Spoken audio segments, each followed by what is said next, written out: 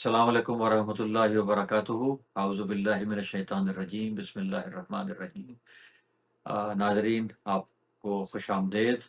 आज के voice of Toronto TV, your voice, your city your voice segment है सेहत और हम सीज़न 5। मेरा और आपका साथ रहता है हर बुध को 9 पीएम ईस्टर्न टाइम ऑनवर्ड्स, और हम बात करते हैं होलिस्टिक लाइफ़स्टाइल, मेडिसिन पर और तमाम जो चीज़ें हमारी सेहत को डायरेक्टली या इनडायरेक्टली अफ़ेक्ट करती हैं।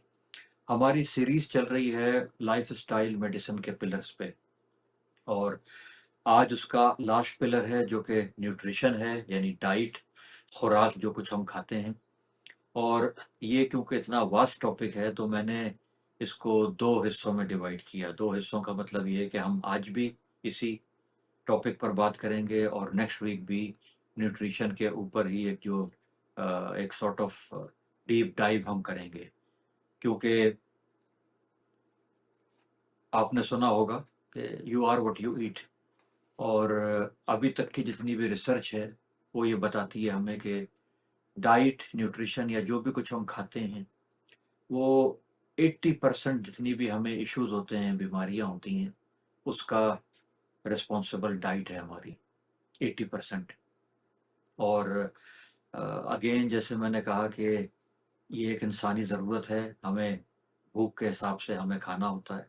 तो इसको बहुत माइंडफुली और सोच समझ के हमें अपनी सेहत का इस तरह से बहुत ख़्याल रखना चाहिए कि जो कुछ हम खा रहे हैं, वो हमारी अपनी बॉडी है। और मैं हमेशा एक वो मिसाल दिया करता हूँ कि अगर आपकी बॉडी दुनिया की एक महँगी तरीन गाड़ी है और आपके पास वो गाड़ी हो, दुनिया की महँगी तरीन कोई भी आप ले लें, XYZ, और उसमें आपको कहा जाए कि एक लो क्वालिटी का फ्यूल, लो क्वालिटी का पेट्रोल डालो, तो आप कभी भी नहीं डालेंगे। तो आप उससे समझिए कि जो आपको अल्लाह ताला ने ये जिस्म अता किया है, ये जो हमारी एक पूरी अंदर फिज़ियोलॉजी है, जो हमारी बायोलॉजी है, वो एक बिल्कुल अनमोल है। वो किसी भी महँगी तरीन गाड़ी से दुनिया की एक उसकी कोई प्राइस का कंपैरिज़न ही नहीं है। तो हम क्यों फिर बिला सोचे समझे इसमें अपने मुँह में वो कुछ डालते हैं, वो कुछ खाते हैं, जिसका हमें सरासर नुकसान होता है। एक और चीज़ याद रखिएगा कि हम जो भी खुराक लेते हैं, वो या हमें फ़ायदा देती है या हमें नुकसान देती है। इसमें बीच की कोई भी चीज़ नहीं होती।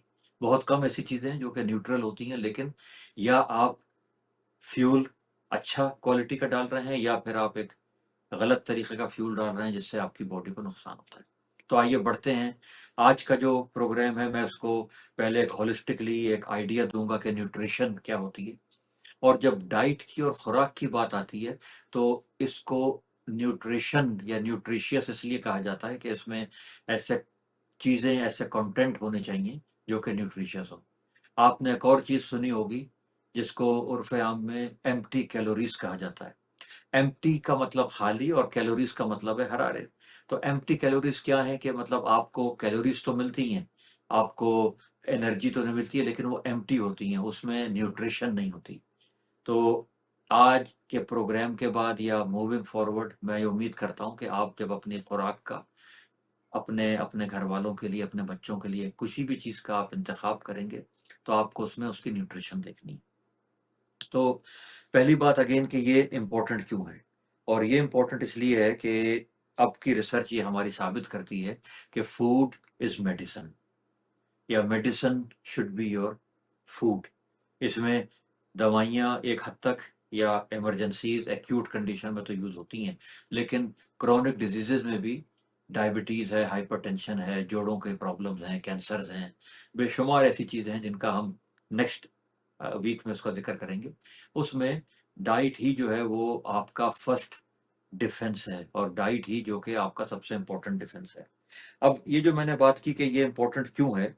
ये इम्पोर्टेंट इस वजह से है क्योंकि आप जो भी खुराक लेते हैं, वो माइक्रोस्कोपिक लेवल पर जाकर, सेलुलर लेवल पर जाकर वो आपको एनर्जी प्रोवाइड करती है सेल्स के अंदर। और सेल्स में एक चीज़ होती है, उसको माइटोकॉन्ड्रिया कहते हैं। माइटोकॉन्ड्रिया एक हमारा इंजन है जो कि एनर्जी को प्रोड्यूस करता है। तो उसको एक नीट, क्लीन और एक क्वालिटी फूड या क्वालिटी फ्यूल उसको मिलता है। उसी की बुनियाद पर वो फिर आगे एनर्जी अच्छी बनाता है। तो इस वजह से ये जो पिलर है ये बहुत इम्पोर्टेंट है, ना सिर्फ हेल्दी रहने के लिए बल्कि किसी भी किस्म की डिज़ीज़ की प्रिवेंशन के लिए। और क्रोनिक डिज़ीज़ेज़ की हमने बात की, वो हम नेक्स्ट हफ्ते अगले हफ्ते करेंगे, लेकिन एक बात ज़हन में रखिएगा कि आप जो भी खुराक लेते हैं, जो भी, वो डायरेक्टली या इनडायरेक्टली आपके जो बॉडी में ट्रिलियंस ऑफ सेल्स हैं, उनको इफ़ेक्ट करती है। और फिर एक हमने जब हम ब्रेन गट हेल्थ की बात कर रहे थे, तो एक कनेक्शन है हमारे गट से हमारे ब्रेन का, और वही कनेक्शन एक वाइस वर्सा, यानी हमारे ब्रेन का हमारे गट का। इसका मतलब क्या हुआ आम अल्फाज में, कि हमारी जो मेंटल हेल्थ है वो हमारी बॉडी हेल्थ को या हमारी फिजिकल हेल्थ को कंट्रोल करती है, और इसी तरह से जो हमारी फिजिकल हेल्थ है वो हमारे ब्रेन को, हमारे मेंटल हेल्थ को इफेक्ट करती है।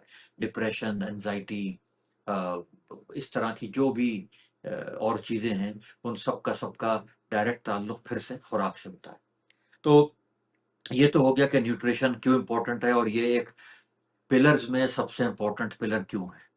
अब आगे चलते हैं, मैं 2-3 आपको टर्मिनोलॉजीज़ क्लियर करूँ, और एज़ अ कॉमन मैन ये चीज़ें समझनी बहुत ज़रूरी है कि जब न्यूट्रिशन की बात आती है, तो हम बात करते हैं मैक्रोन्यूट्रिएंट्स की और माइक्रोन्यूट्रिएंट्स की। मैक्रो का मतलब है यानी बड़े, और माइक्रो का मतलब है कि छोटे। तो आज इसको भी समझ लीजिए कि मैक्रोन्यूट्रिएंट्स क्या होते हैं और माइक्रोन्यूट्रिएंट्स क्या होते हैं। बिल्कुल एक एक एक आम अल्फाज में।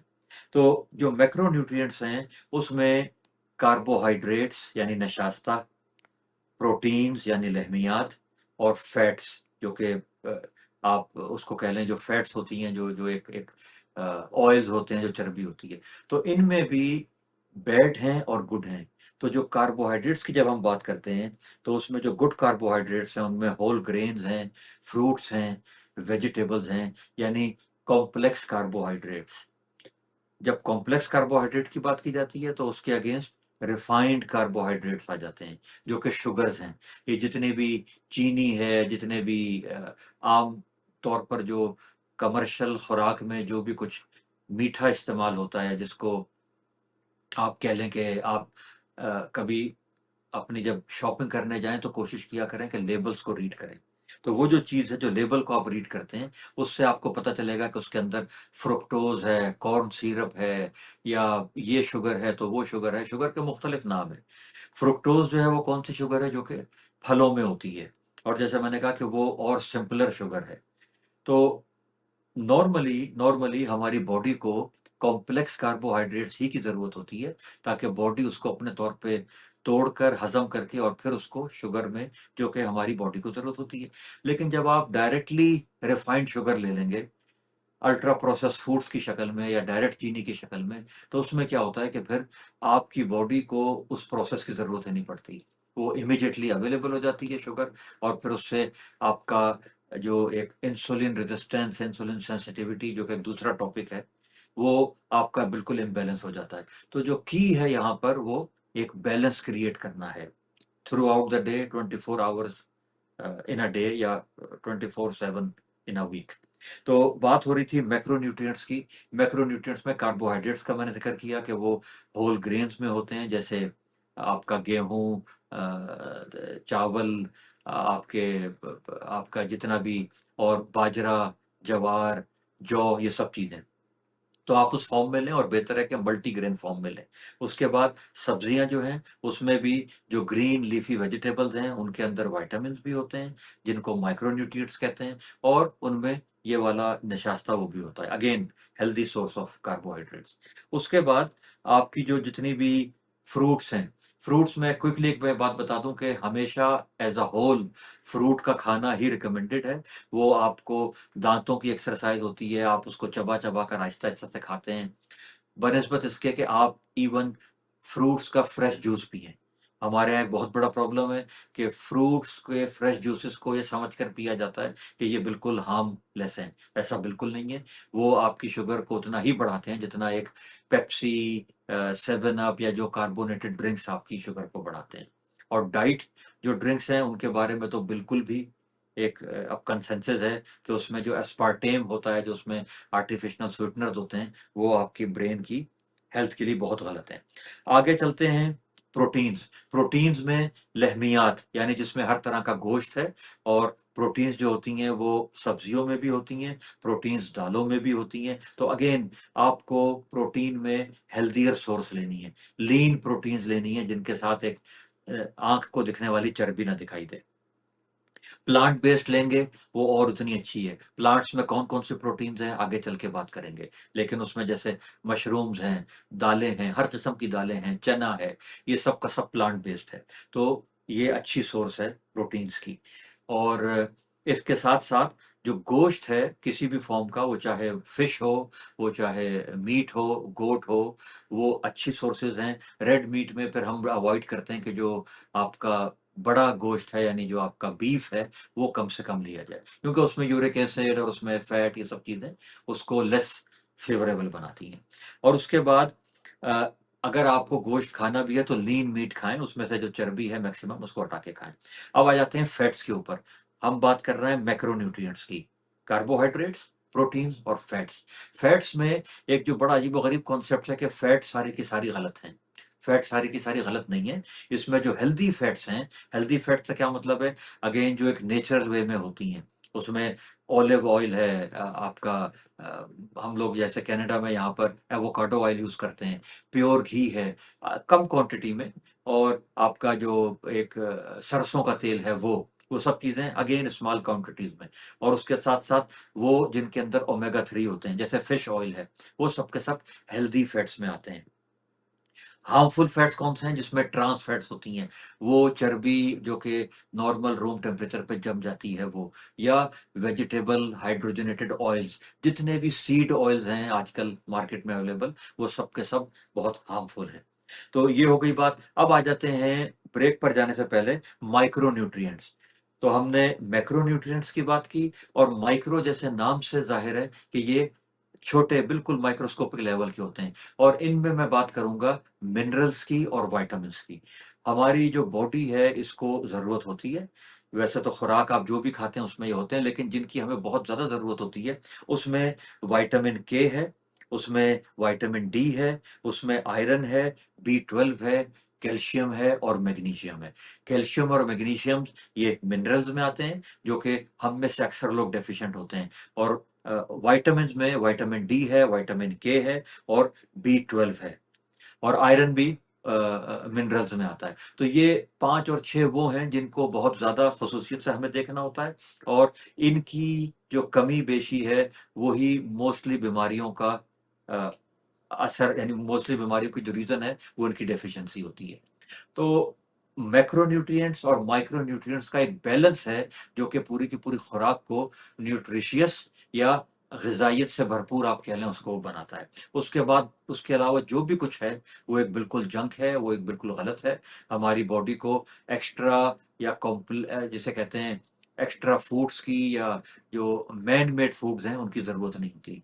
ब्रेक पर जाने से पहले-पहले एक बहुत मेरा फ़ेवरेट जुमला है, वो मैं हमेशा अपने प्रेज़ेंटेशन में बताता हूँ, वो ये है कि eat foods which are grown on plants and don't eat foods which are made in plants. यानी वो चीज़ें खाइए जो कि प्लांट बेस्ड हैं, नेचुरल तौर पर अवेलेबल हैं, और ऐसी खुराक से परहेज़ कीजिए जो कि ह्यूमन मेड हैं, जिनकी एक्सपायरी बहुत ज़्यादा होती है।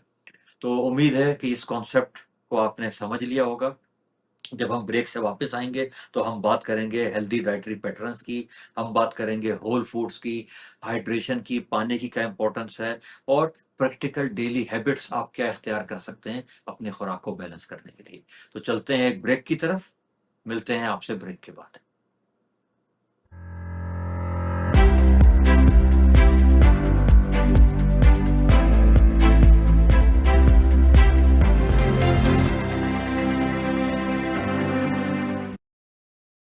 Muslim Welfare Canada has made a concerted effort to lead the fight against child labor, poverty, and illiteracy in third world countries through the generous support of our donors.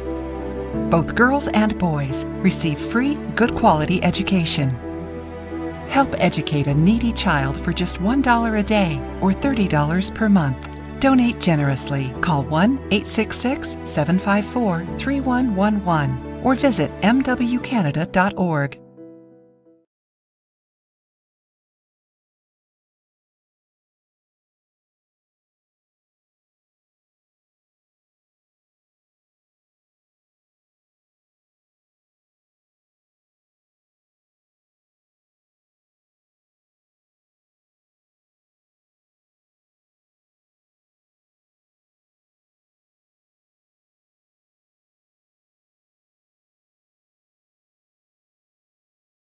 162309366.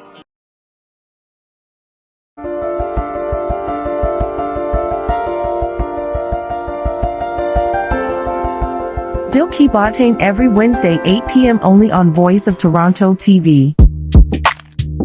Let's Talk Business with Aftab Rashid every Tuesday 8 p.m. only on Voice of Toronto TV. Join us as TV show hosts male and female all ages language English Urdu Hindi. Please call 9059654786. Prime Time with Anjum Malik every Friday 9 p.m. only on Voice of Toronto TV. Realtors Cafe with Rafi Alim every Monday 9 p.m. only on Voice of Toronto TV. We are hiring if you are an excellent communicator and have great enthusiasm for marketing, then we are looking for you. Apply now. Voice of Toronto TV at gmail.com or call 905-965-4786. Sahat Hour Hum with Dr. Mehboob Siddiqui every Wednesday 9 p.m. only on Voice of Toronto TV.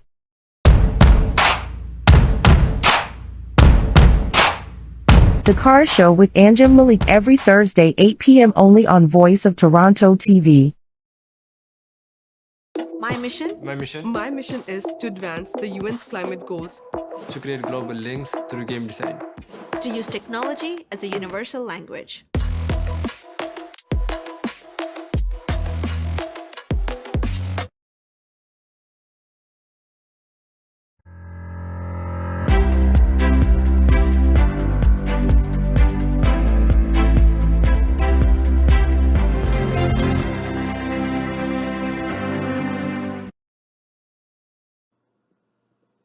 जी नाजरीन, welcome back. आप देख रहे हैं सेहत और हम voice of Toronto TV पर।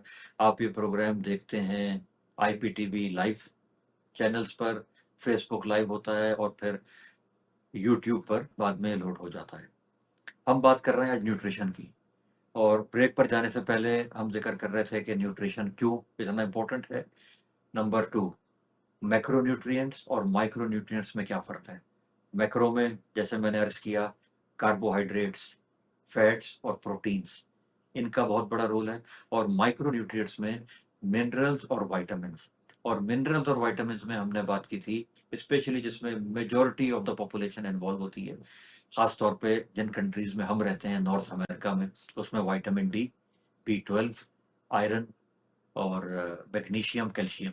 तो इन पर आपको अपनी नज़र रखनी होती है। और ये as a health care provider, आप जब जो आपके हेल्थ केयर प्रोवाइडर्स हैं उनके पास जाकर आप उनके कह सकते हैं कि हमारे ये लेवल्स चेक किए जाएं, हमें डेफिशिएंसीज का पहले से पता चले।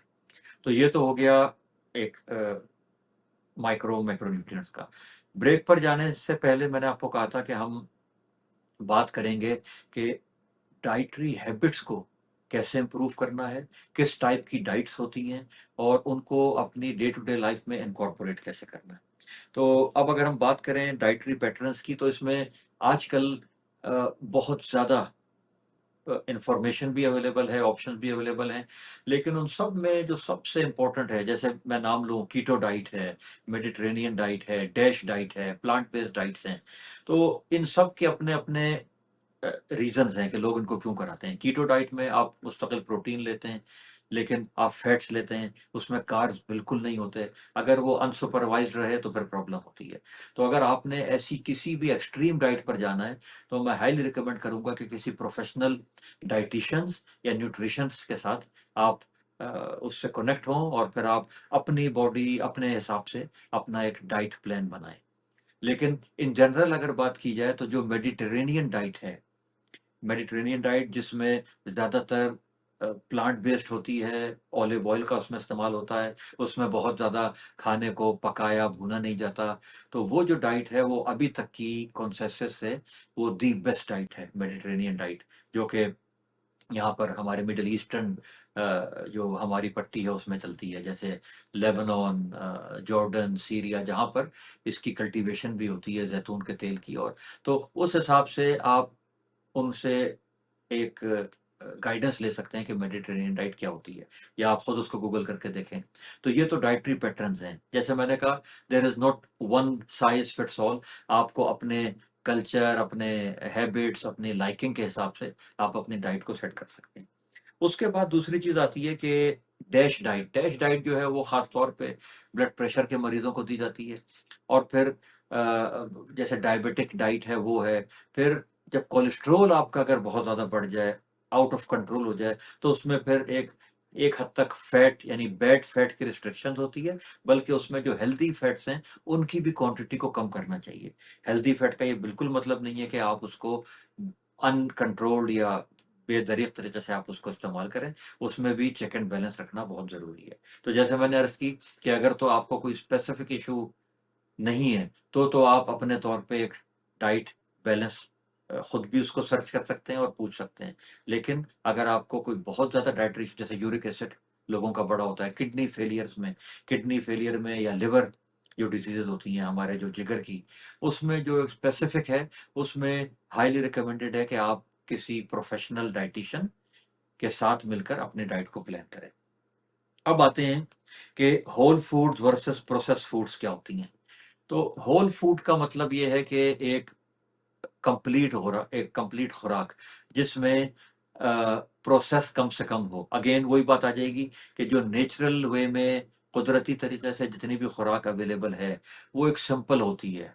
और उसको जब इंसान अपने तौर पे रेसिपीज़ बनाने के चक्कर में या उसको जब प्रोसेसिंग में, जैसे मैंने बताया कि don't eat foods which is made in plants, तो उसमें क्या होता है प्लांट्स में कि फैक्ट्रीज़ के अंदर धड़ाधड़ जो चीज़ें बनती हैं, उसमें फिर केमिकल्स, स्टेबलाइज़र्स फूड की जो एक एक्सपायरी डेट होती है, उसको बढ़ाने के लिए आप फिर बेशुमार उसमें एमल्सिफायर्स और ट्रांस फैट्स और क्या-क्या कुछ उसमें डालते हैं। तो एक काम ये करें आज से, अगर आपको सिर्फ़ मैं समझता हूँ एक ही टेक अवे लेना है, तो एक ये काम करें कि फूड्स के लेबल पढ़ने शुरू करें। जब आप अपनी ग्रोसरीज़ करने जाते हैं, खुद भी, घरवालों को भी एक उसकी आदत बनाएँ कि फूड के लेबल पढ़ें। तो उसमें देखें फैट का कौन-सा कंटेंट है, शुगर कितनी यूज़ हो रही है और उसमें ये जो फूड स्टेबलाइज़र्स हैं जो कि नॉर्मली ई से शुरू होते हैं या व्हाटसोएवर, वो जितने ज़्यादा होंगे, फूड की एक्सपायरी जितनी ज़्यादा होगी, एक्सपायरी डेट, वो उतनी ही ज़्यादा हाइली प्रोसेस्ड है। और ये चीज़ सिर्फ़ बच्चों के लिए नहीं है, इसमें बड़े भी जो प्रोसेस्ड मीट्स खाते हैं, जिसमें मैं अगेन नाम लेता हूँ ये जो सलामीज़ और ये जितने भी पिज़्ज़ाज़ के ऊपर जो चीज़ें इस्तेमाल होती हैं वो। तो जितना भी क्विक फिक्स फूड है या माइक्रोवेवेबल फूड्स हैं, उनमें भी ये चीज़ें बहुत ज़्यादा इस्तेमाल होती हैं, फूड स्टेबलाइज़र्स। तो कोशिश करें कि अपनी खुराक को, अपनी जो भी आपकी डेली डाइट है, वो आप फ्रेश बनाएँ, खुद से बनाएँ, अपने हाथों से बनाएँ और मैक्सिमम कोशिश ये करें कि जो चीज़ आपके सामने बनती है, वो उतनी ही ज़्यादा सेफ है, उतनी ज़्यादा अच्छी है।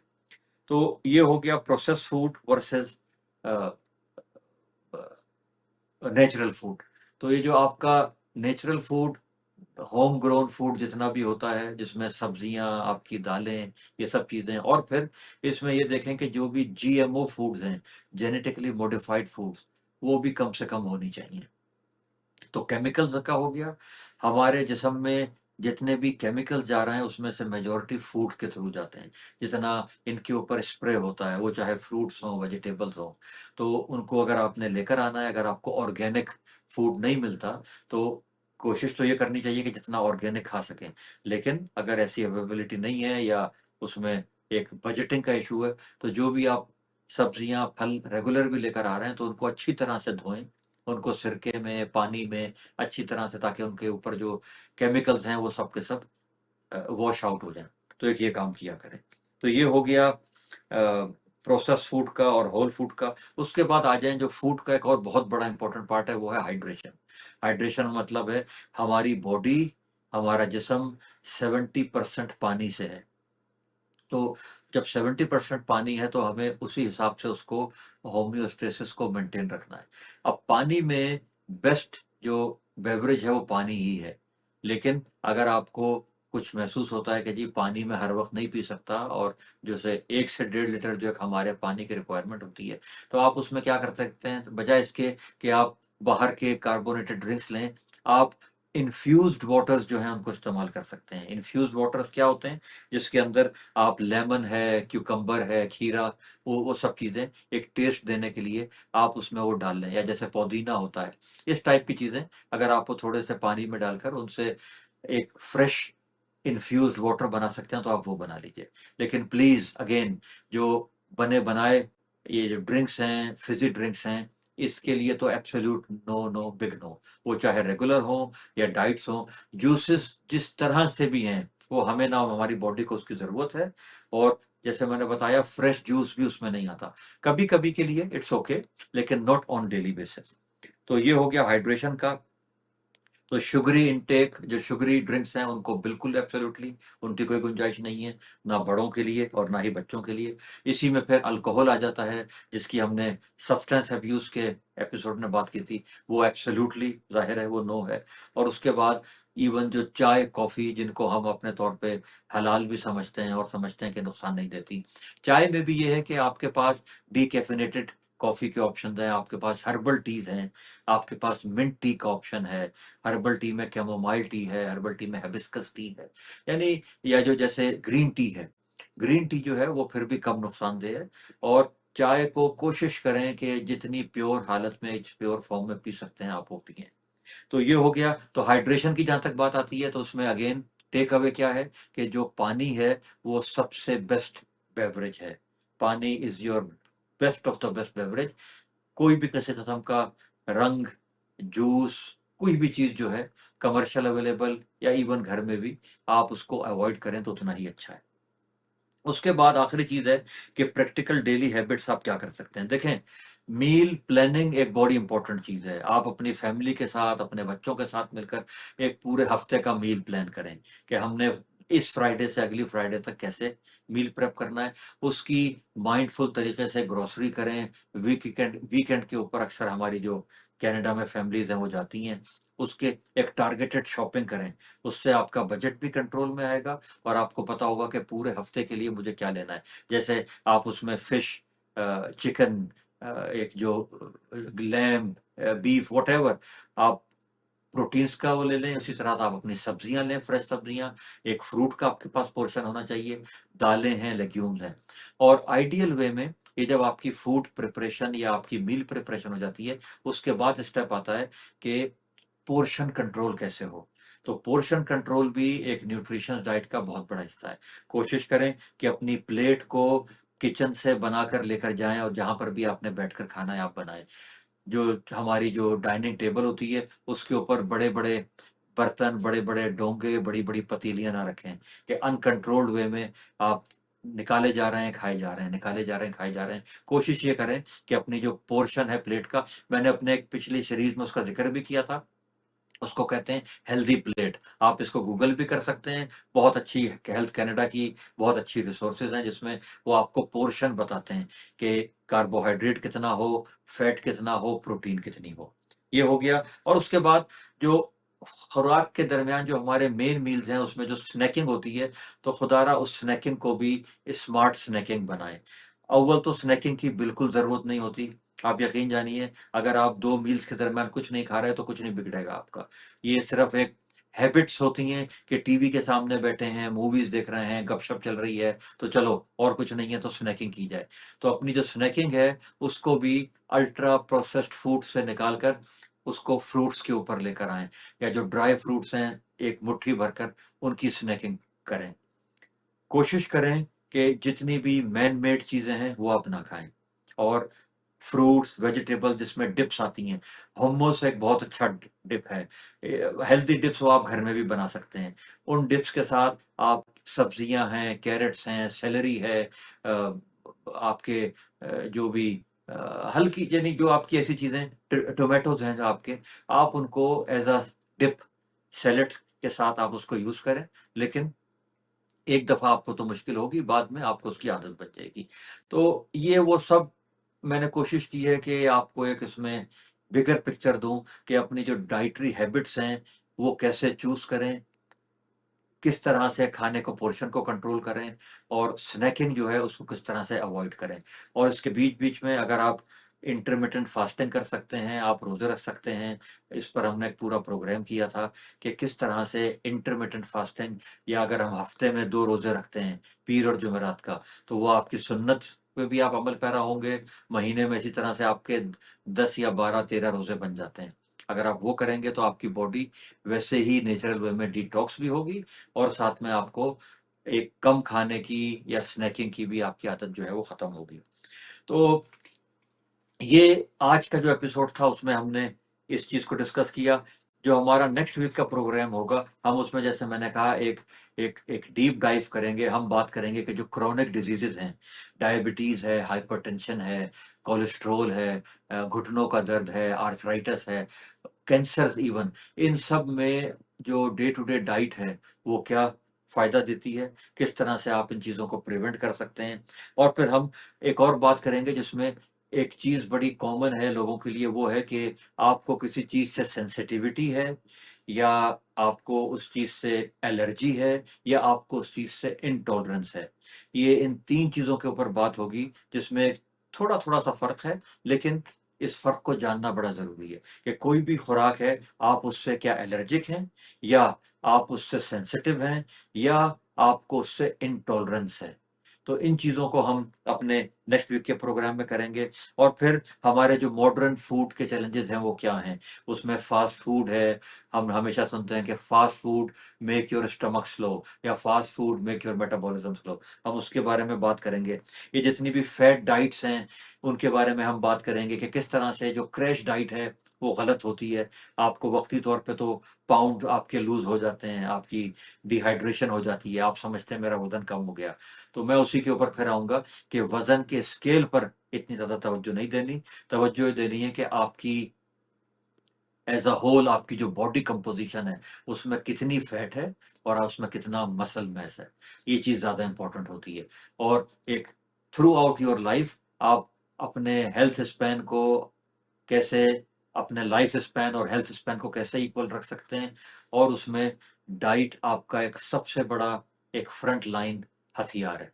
उसको आप without any cost, without any effort जब अपनी हैबिट का हिस्सा बना लेंगे, तो इंशाल्लाह वो आपके एक लाइफ लॉन्ग आपके काम आएगी, आपके भी और आपकी आने वाली जनरेशंस के भी। और उसके बाद हम ये करेंगे कि जो फूड है, वो अपने आप को रिस्ट्रिक्शन देने का नाम नहीं है। अल्लाह ताला ने जो नेमतें बनाई हैं, उनको नेमत समझकर ही खाएँ, उनको अपने लिए ज़हमत ना बनाएँ। इस दुआ के साथ कि आज के प्रोग्राम से आपने कुछ ना कुछ ज़रूर सीखा होगा। मुझे आपके सवालात का, आपके कमेंट्स का इंतज़ार रहेगा। अगले हफ्ते फिर मिलेंगे आपके अपने चैनल पर। तब तक अपना ख़्याल रखिएगा। अल्लाह हाफ़िज़।